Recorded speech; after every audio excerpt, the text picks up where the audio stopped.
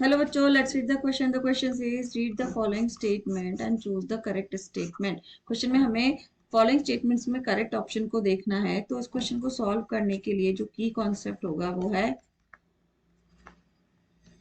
Animal diversity. इसमें बहुत सारे डिफरेंट एनिमल के ग्रुप्स के बारे में हमें प्रॉपर्टीज बता रखी हैं क्वेश्चन में। तो ऑप्शंस के को लेकर हमें इसे सॉल्व करना होगा। लाइक ए ऑप्शन में हमें प्रोटोजोन्स के बारे में दे रखा है।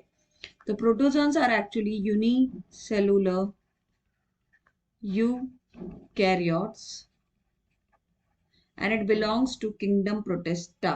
ये kingdom protista को belong करता है, belongs to kingdom protista। These kingdom protista are actually all are heterotrophs। They all are heterotrophs। heterotrophs का मतलब होता है which feed on others, they depend on others for their food।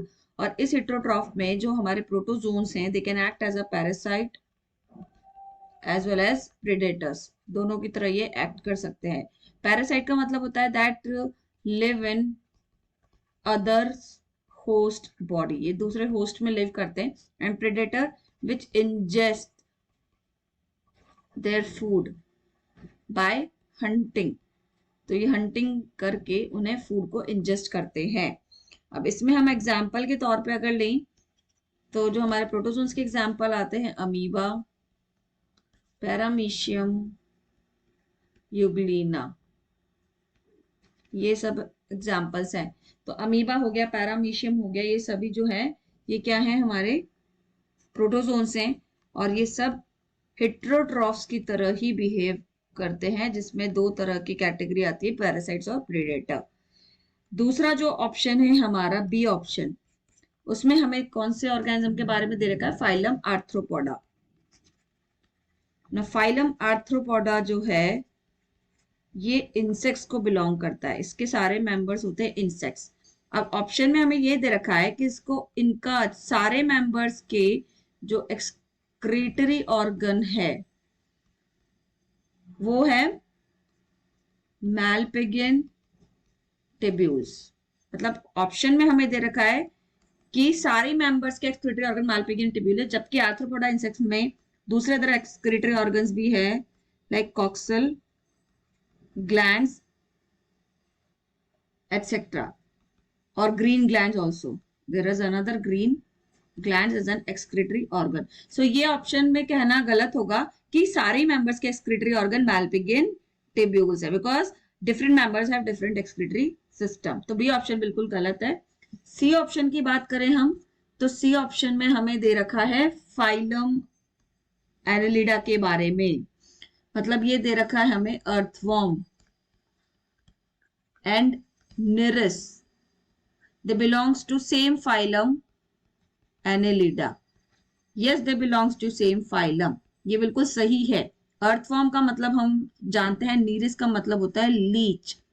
Now they have placed in same phylum only because they have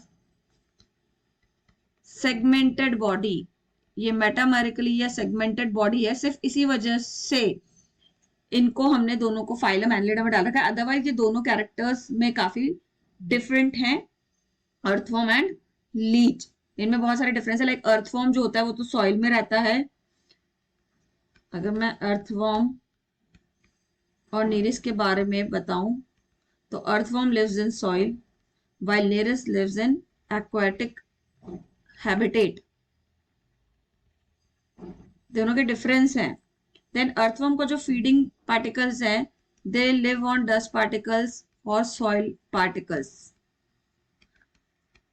जबकि जो Nereis है वो it's a blood sucking animal, ये blood sucking animal है। So they have a differences in between the two. ये भी कहना गलत होगा कि इनको इसलिए रखा गया है फाइलम एनेलिडा में कि सारे कैरेक्टर सेम है, सारे कैरेक्टर सेम नहीं है। So that is also the wrong option.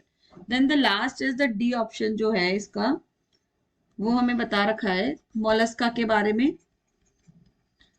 ना मोलस्का के बारे में इसमें बता रखा है कि इट इज अ, ऑप्शन में अगर हम देखें तो दे have a segmented body which have distinct head muscular. इन्होंने ये बोल रखा है कि दे हैव सेगमेंटेड बॉडी ये गलत हो गया क्योंकि मोलस्का का बॉडी अनसेगमेंटेड होता है, unsegmented, although its body definitely divided into head, इसकी जो बॉडी है वो सही दे रखा है इन्होंने, head, foot and visceral hump में डिवाइडेड है, head, foot and visceral hump, this is true, but segmented body नहीं है, इसकी बॉडी अनसेगमेंटेड है, तो ये स्टेटमेंट भी रॉन्ग हो गया। So will go with option A only, that is all protozoans are heterotrophs and lives as predators or parasite, ये ओनली करेक्ट आंसर है हमारा। So answer is A. So I hope you understood well. Best of luck.